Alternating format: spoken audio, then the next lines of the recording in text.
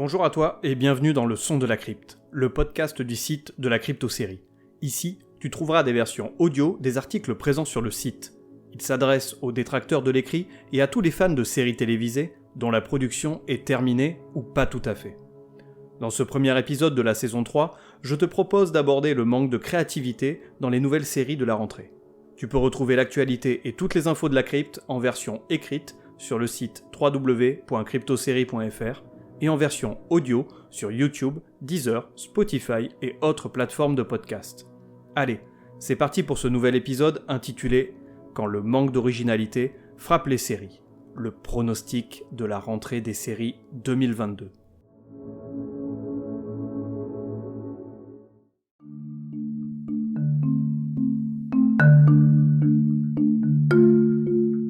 Dans la vie, il y a des rentrées qui donnent envie et d'autres non. Comme à l'accoutumée, nous allons entamer cette rentrée des séries US avec un nouveau pronostic des séries qui ne méritent pas d'aller au-delà de leur première saison. Heureusement que les networks et autres plateformes de VOD ne m'ont pas fait faux bond cette année. Encore une fois, de superbes pépites télévisuelles dont le synopsis semble aussi insipide qu'un discours de Jean Castex devant l'Assemblée nationale sont au rendez-vous. C'est parti pour le pronostic de la rentrée.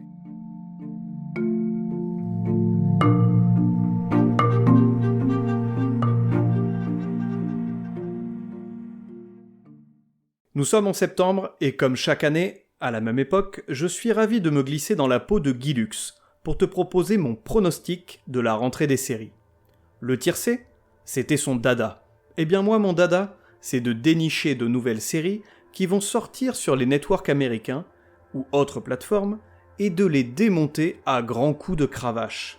C'est simple, j'aime quand ça claque, quand ça fouette et quand ça fait mal. En 2021, je t'avais proposé 5 séries écrites par le rédacteur en chef des blagues Carambar, le bien nommé Jean-Michel Humour de Merde. Oh non, Paul. Pour rappel, voici les dites séries et ce qu'il est advenu d'elles. Il y avait Queens, qui a été annulé, Good Sam, annulé également, Ghost, version US, qui a obtenu une saison 2, 4400, annulé, et enfin La Brea, qui a obtenu une saison 2. Avec un score de 3 sur 5, j'avoue être plutôt fier de moi cette année. Bravo, Devin. Tu es vraiment très fort. Je pense toutefois que NBC aurait pu faire un petit effort en annulant La Brea. Je précise tout de même que parmi les 5 séries nommées, il s'agit de la seule à laquelle j'ai octroyé mon précieux temps.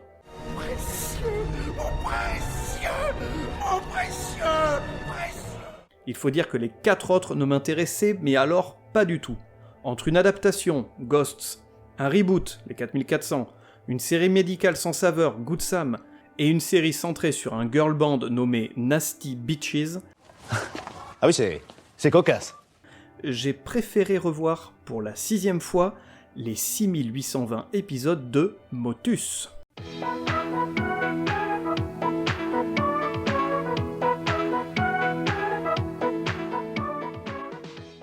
Ah, Thierry Beccaro, quel animateur quand même, bien loin de l'autre con d'Arthur. Ouais, c'est complètement gratuit. Mais c'est tellement vrai qu'il est con. Mais quel connard ce type!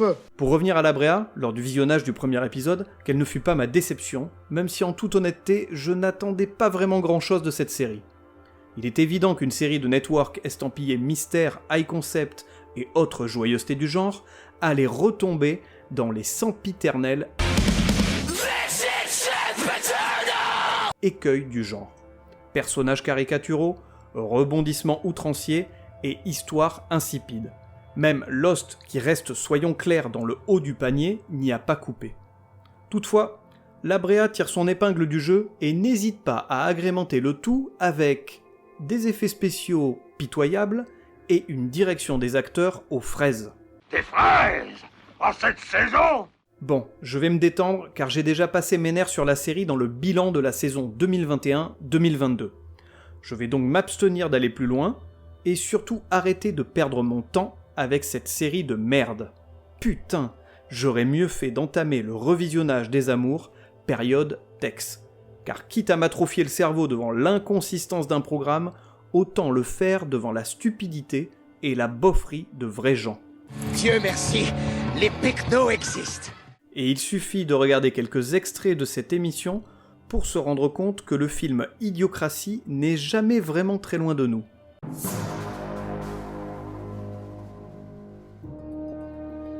Au début du XXIe siècle, l'évolution du genre humain atteint un tournant décisif. La sélection naturelle, processus selon lequel les plus forts, les plus intelligents et les plus rapides se reproduisent en plus grand nombre, théorie qui a longtemps fait appel aux instincts les plus nobles de l'homme, céda peu à peu la place à de nouvelles icônes. À l'époque, les romans de science-fiction prophétisaient un futur plus civilisé où les terriens seraient de plus en plus intelligents. Mais plus le temps passait, et plus la tendance semblait s'inverser pour aboutir à l'abrutissement de notre espèce. Allez, mettons fin à toutes ces pitreries, car il est grand temps de passer à cette fameuse rentrée 2022 des séries. Rien que pour toi, j'ai repéré 5 séries qui, à mon humble avis, ne devraient pas aller au-delà de la saison 1. Et comme tu pourras le voir, entre les reboots et les spin-offs, on sent un léger manque de créativité cette année. Voyons ça de plus près. En avant au gouffre de Helm. Pas de quartier. Dans le genre fantastique, j'ai choisi The Winchesters. En voici son synopsis.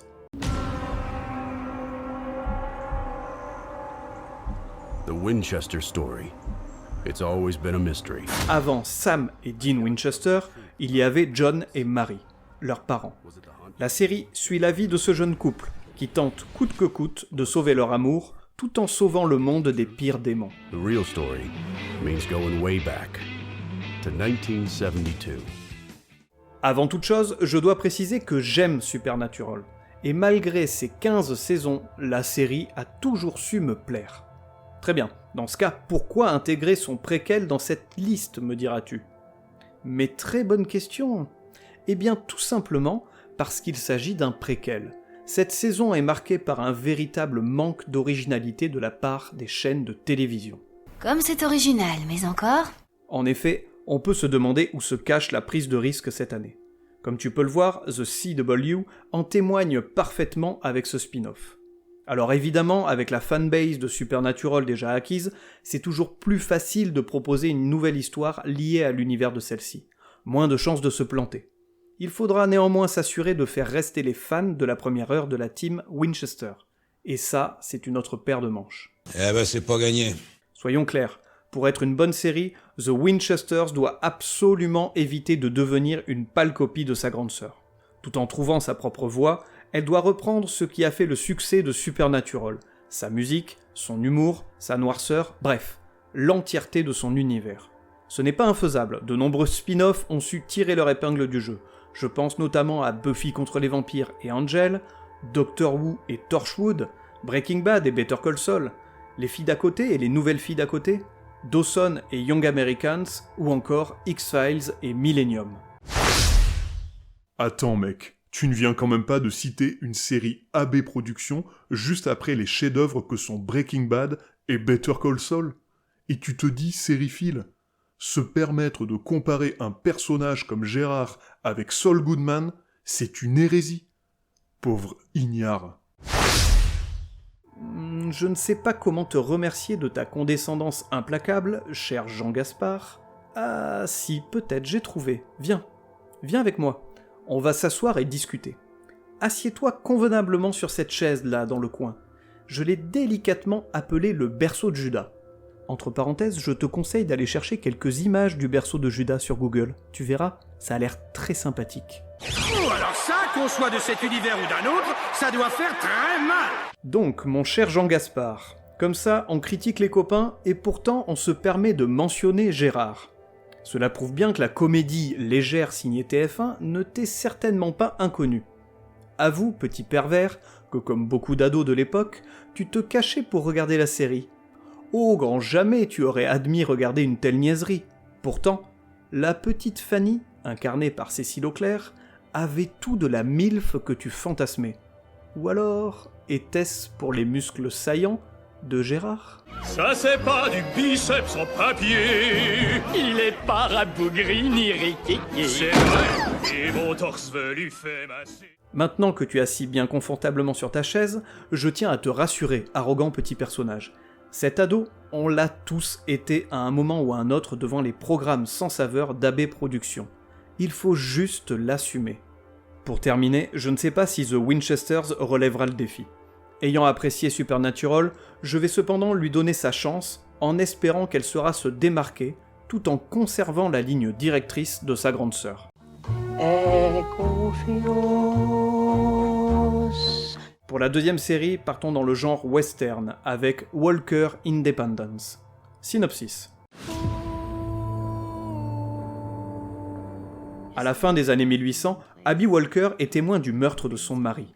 Avide de vengeance, elle croise sur son chemin Hoyt Rollins, avec qui elle décide de poursuivre sa route. Ensemble, ils débarquent à Independence, au Texas, ville dans laquelle ils font la rencontre d'habitants qui semblent tous fuir leur propre passé.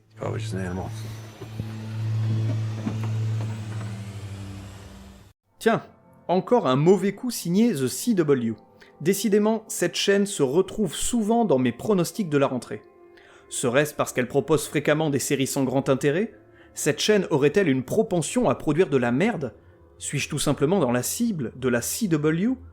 Sa grille de programme se renouvellerait-elle plus fréquemment que celle des autres chaînes ? Y a-t-il un lien de cause à effet ? Une vie sans bonheur vaut-elle la peine d'être vécue ? Peut-on manger toute une assiette de spaghettis par les trous de nez ? Autant de questions auxquelles il est impossible de répondre. Excepté peut-être celles concernant les productions à base d'étrons de la CW. De la merde. De la merde. De la merde. De la merde. De la merde de la merde. Avec Walker Independence, la chaîne américaine nous propose encore une fois un nouveau spin-off. Il s'agit cette fois d'un dérivé de la série Walker, tout juste sortie en 2021. Cette dernière avait d'ailleurs subi mon courroux dans le pronostic de l'année passée. Et malgré son inconsistance, elle a su décrocher une saison 2. C'est à n'y rien comprendre. Je trouve qu'on nous prend un peu trop souvent pour des cons en ce moment, hein ? Outre le fait que la CW mise sur les audiences correctes de Walker en proposant ce spin-off, il apparaît clairement que la chaîne a pour espoir de surfer sur le succès de Yellowstone et de 1883, son spin-off. Ces dernières années, les deux séries diffusées sur Paramount Network redorent l'image du genre western dans les séries télé.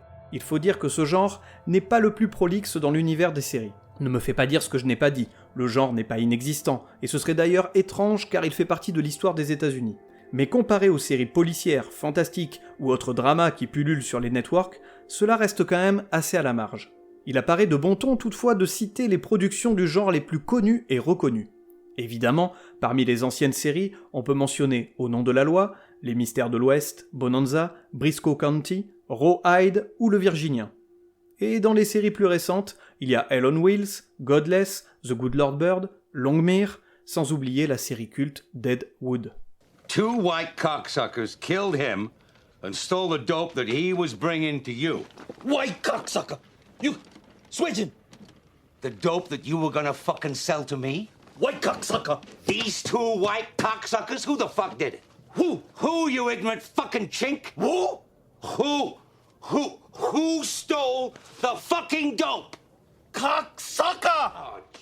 Bon, nous avons donc déjoué le plan de la CW. Néanmoins, est-ce que ces deux arguments feront de Walker Independence une bonne série ? Pas nécessairement, car son trailer laisse présager le pire. Ou pas. Et ouais, malgré quelques scènes clichés qui transparaissent au cours des 4 minutes du trailer, le tout ne semble pas si mauvais que ça. Je ne crois pas à ces dires. Je n'y croirai jamais. Pourtant, mon côté précog me laisse prédire que la série nous réserve de bien mauvaises surprises. Elle a certes revêtu ses plus beaux attributs pour cette bande-annonce, mais n'oublions pas le fondement même d'une bande-annonce, donner envie en présentant le meilleur. D'une certaine façon, on peut comparer ça à un site de rencontre sur lequel toutes les pages de profil sont agrémentées de photos et de présentations trompeuses.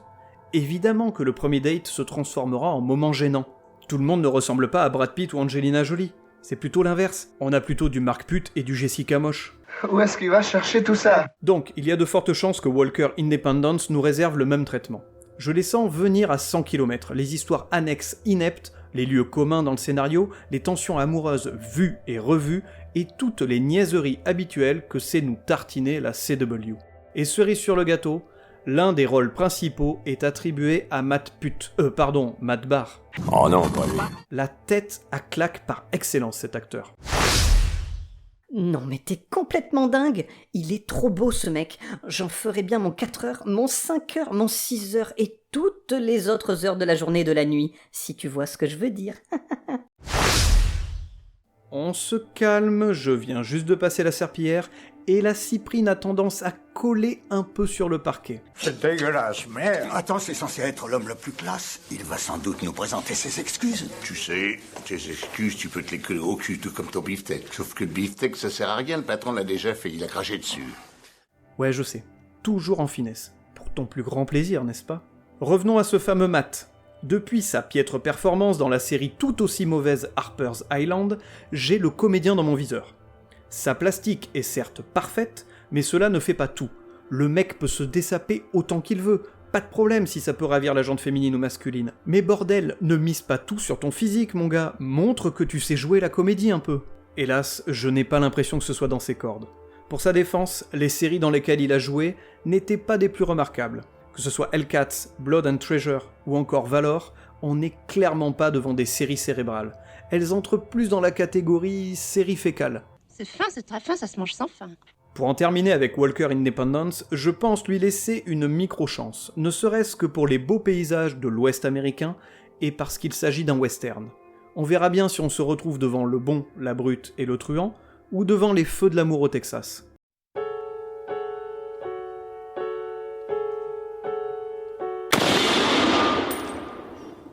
À présent, passons à la troisième série avec le genre science-fiction et Quantum Leap. En voici son synopsis. 30 ans ont passé depuis la disparition du docteur Sam Beckett dans l'accélérateur de particules. Une nouvelle équipe, avec à sa tête le professeur Ben Song, relance le projet dans l'espoir de comprendre ce qui s'est passé 30 ans plus tôt. Mais à son tour, Ben se retrouve coincé dans le passé.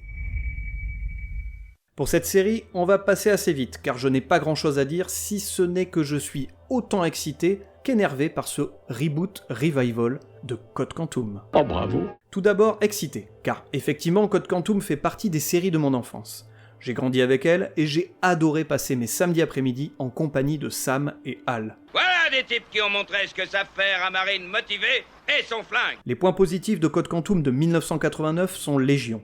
Le concept de la série est génial. Le duo des deux acteurs phares, Scott Bakula et Dean Stockwell, fonctionne à merveille. Les histoires sont à la fois touchantes et drôles, tout en abordant des sujets de fond, comme la guerre, l'homophobie, le racisme, l'amour et bien d'autres. Car finalement, le tout est écrit avec une véritable maestria. En partant de ce constat, Code Quantum est devenu par la force des choses une série culte quasiment intouchable. C'est ainsi qu'on en vient à mon énervement. Comme je viens de le préciser, Code Quantum est une série culte, et comme toutes les séries qui ont été propulsées sur un piédestal, elles deviennent un symbole, une icône quasi mystique qu'il convient de vénérer et de laisser là où elle est, à savoir au panthéon ou à la crypte des grandes séries. Tu crois pas que t'en fais un peu trop là? Alors effectivement, cette version de 2022 permettra à une nouvelle génération de découvrir Code Quantum, première du nom. C'est peut-être le seul point positif que j'y vois. À ce jour, il est difficile de savoir ce que donnera la série. Le mini-trailer que tu pourras trouver sur le site de la crypte ne permet pas de dire ce que la série a dans le ventre. Il faudra être patient et lui laisser le bénéfice du doute. Ma curiosité étant ce qu'elle est, je m'empresserai tout de même de découvrir cette nouvelle série.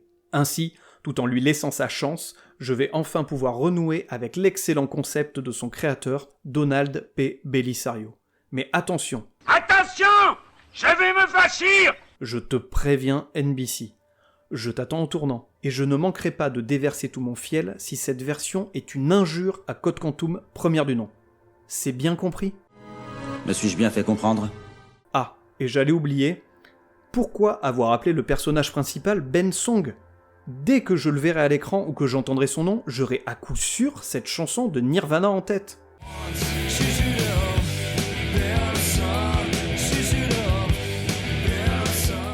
De quoi me gâcher le visionnage malgré le fait que je sois un très grand fan de Kurt et sa bande.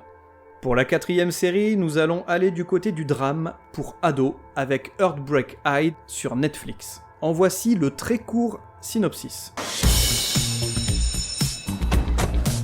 une nouvelle génération d'adolescents au lycée de Hartley. Tiens, un reboot. Décidément, ça sent bon le manque d'originalité cette année. Cela dit, retrouver Anita, Drazik, Bolton, Nick, Katharina, Jodie, Costa et toute la clique, j'avoue que ça me plaît assez. Allez, un peu de positivisme. Ce reboot sera peut-être une bonne chose. Je te laisse aller voir le trailer sur le site de la crypte, et on en reparle de suite. 5 minutes later. Alors, ton verdict? Tu veux le mien? Le voici. Netflix, je te hais. Netflix, je te conchis. Netflix, je te brûle, je te pisse dessus pour éteindre les flammes, et je te rebrûle. Mais pourquoi? Mais pourquoi t'as fait ça? Pourquoi? Quel est ton putain de but? Pourquoi appeler cette série Hartley Cœur à Vif? Toute personne ayant vu Hartley Cœur à Vif version originale ne verra strictement aucun lien entre ce nouvel opus et ce que nous avons pu découvrir au milieu des années 90 sur France 2. Mis à part le fait que la série est australienne, tout comme sa grande sœur, et que les créateurs originels Ben Gannon et Michael Jenkins semblent encore être aux manettes, il n'y a aucun lien. Mais quel rapport? Je sais bien qu'avec un simple trailer, on ne peut pas donner un avis définitif sur une série. En attendant, ce que donne à voir cette bande-annonce n'a rien à voir avec l'univers dépeint par Hartley, première du nom. J'ai plus l'impression que Netflix cherche à surfer sur son succès Sex Education et sur celui de HBO avec Euphoria. Alors je précise que je n'ai aucune hostilité envers ces deux séries. La première m'est inconnue, hormis quelques extraits vus ici ou là. Quant à la seconde, j'ai pris une énorme claque. Pourtant, que fait la série? Elle ne réinvente pas la poudre. Elle raconte simplement les traditionnels problèmes d'ados que les grandes séries du genre nous content depuis des décennies. La recherche d'identité, les problèmes avec les parents, les addictions, l'amour, le sexe, l'amitié, etc., etc. Elle n'a donc rien inventé. D'autres séries du genre comme Dawson, Freaks and Geeks, Angela 15 ans, Skins ou encore Beverly Hills même le faisaient à leur manière, parfois certes beaucoup plus édulcorées. Ce qu'a su faire en revanche Euphoria, et bien faire, c'est de narrer tout ça par le biais d'une réalisation recherchée, une écriture intelligente et un esthétisme ultra léché. Son parti pris est de proposer une véritable expérience cinématographique aux téléspectateurs, et le pari est réussi. Bon, et puis entre nous, on a quand même droit à nos kilomètres de quéquettes qui font leur apparition au fil des épisodes. Ça commence à devenir intéressant notre affaire là. C'est l'avantage de proposer ce genre de programme sur une chaîne payante comme HBO, chaîne qui raffole des verges. Les fans de Rome ou Oz savent très bien de quoi je parle. Petit coquin, ne faites pas l'innocent. Bon, quel lien entre Euphoria et Hartley me diras-tu? J'y viens. Ce qu'Euphoria m'offre en termes de vocabulaire irrévérencieux, de paires de boobs et autres irruptions de bits à l'écran ne me choque pas. Par contre, ce n'est pas ce que je veux voir dans Hartley Cœur à Vif. La série originelle se voulait impertinente, ok. Elle avait ce petit côté rock'n'roll, ok. Mais dans mes souvenirs, elle n'était jamais dans la démesure et cette frontalité quasi perverse de montrer et de parler crûment du sexe. Or, c'est ce que le trailer me laisse entrevoir. Alors ne me fais pas passer pour un vieux con ou le bigot de la paroisse du coin. Mais je trouve ça vulgaire, gratuit et sans intérêt. Malgré votre vocabulaire peu distingué, je dois dire que je suis tout à fait en accord avec vos propos. Cet extrait montre encore une fois une jeunesse décadente, régie par la vulgarité et un besoin inadmissible de procréer en dehors des liens sacrés du mariage. Ah, en parlant de bigote, voilà la plus belle. Merci Marie-Constance d'être passée. C'est toujours un plaisir de susurrer des mots salaces dans le creux de ton oreille. Des mots comme pénis, ou phallus, ou biroute. Marie-Constance? Elle est partie, mais quel dommage. Cela me donne pourtant une idée. Je ne sais pas si la mode ASMR existe toujours, sinon je vais peut-être la relancer avec un podcast intitulé « Toi aussi choque ton croyant en lui chuchotant des mots lubriques ». Putain de merde, Gump! T'es un putain de génie! Bref, ce qu'on sait pour l'instant de Heartbreak High version 2022 est très succinct. Il s'agit encore une fois d'un simple trailer. La série en aura peut-être d'ailleurs dans le ventre et saura se démarquer dans sa narration. Cela ne m'empêchera pas de penser que de nommer la série ainsi est du pur opportunisme de bâtard. Oui, tout à fait de bâtard. N'en déplaise à Jon Snow. Tu n'es vraiment pas très sympa. Terminons cette liste avec le dernier genre, le genre policier et la série The Rookie Feds. En voici son synopsis. Need a ride? Simone Clark, après une longue carrière en tant qu'enseignante, devient la plus âgée et la nouvelle recrue de l'académie du FBI. Comme tu peux le voir, il s'agit d'une série policière classique, comme savent nous en abreuver les networks américains. Alors n'y vois en aucun cas un reproche, car j'en ai regardé et j'en regarde encore. Mais ne nous l'aurons pas pour autant, on sait pertinemment que le genre policier est l'un des genres les plus présents sur les networks. Un genre de série qui a toujours fonctionné et qui trouve aisément son audience. Donc autant miser son pognon sur ce qui à coup sûr sera attirer le public et les publicitaires, n'est-ce pas ? Il est l'heure de se réveiller. Monseigneur, il est 8h. Il suffit de s'arrêter sur le nombre de séries policières produites chaque année ou simplement sur le nombre de spin-offs de ces séries pour se rendre compte que certaines chaînes y voient une véritable manne. Quelques exemples. The Closer avec Major Crimes, Esprit criminel, qui a eu droit à Esprit criminel Suspect Behavior et Esprit criminel Beyond Borders, Les Experts et sa flopée de spin-offs, Miami, Cyber, Vegas, FBI qui a eu le droit aussi à 2 spin-offs, ou encore JAG, certes une série judiciaire, mais qui a donné tout de même NCIS et sa tripotée de spin-offs. Et donc la petite nouvelle à rejoindre la liste est The Rookie Feds, spin-off de la série The Rookie. Et pour ma part, j'aime beaucoup cette dernière. Une série policière assez fraîche qui change un peu la donne parmi la masse de séries du genre. Le fait de suivre le quotidien de ces patrouilles de jeunes flics en compagnie d'officiers plus expérimentés me fait penser en plus à l'excellent cop show Sauceland.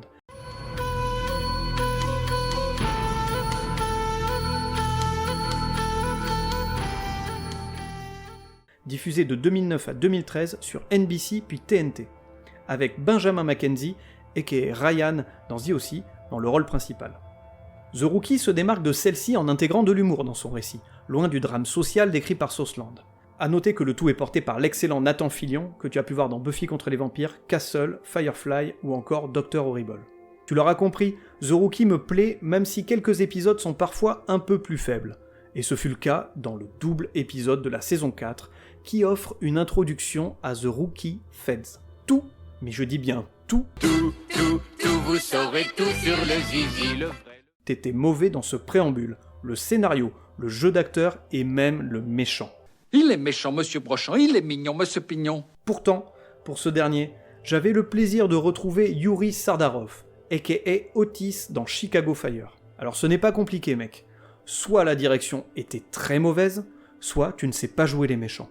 J'espère pour toi que c'était la première raison, sinon arrête tout car c'était vraiment catastrophique. C'était pas mauvais, c'était très mauvais. Dans le rôle principal de The Rookie Feds, on retrouvera Niecy Nash, que tu as pu voir dans Scream Queens et The Mindy Project. Alors je ne connais pas le travail de l'actrice, mais dans les 2 épisodes de The Rookie, elle était complètement en roue libre, ou alors la direction a des problèmes de consommation de stupéfiants. Et arrête avec ta drogue à la con, ça te fout la cervelle en compote. Son personnage est énervant et tellement caricatural que toutes ses interventions en devenaient ridicules. Même son background ne donne pas envie d'en savoir plus sur qui elle est et sur ce qu'elle deviendra au FBI. Strictement rien ne va dans ce lancement de nouvelles séries. Avec ce double épisode imbriqué dans The Rookie, le but était pourtant d'appâter les fans de la série et leur donner envie. Le pari est complètement raté les gars. Ne lancez même pas la série, ça ne vaut pas le coup. Même les notations des épisodes de The Rookie sur IMDb témoignent de ce plantage. Chaque épisode tourne en moyenne autour de 7 ou 8 sur 10, et le double épisode a fait tomber la notation à 6 sur 10. Alerte, alerte les mecs. Ce projet sent la merde. Stoppez tout. Je vous l'affirme, c'est pas terrible, c'est nul, nul, archi nul, vous êtes des zéros. Bref, tu l'auras compris, The Rookie Feds, ce sera sans moi. Je préfère passer mes soirées à apprendre la tectonique, c'est pour dire. Je ne peux plus supporter, pitié, je vous en prie. C'est un péché. C'est un péché.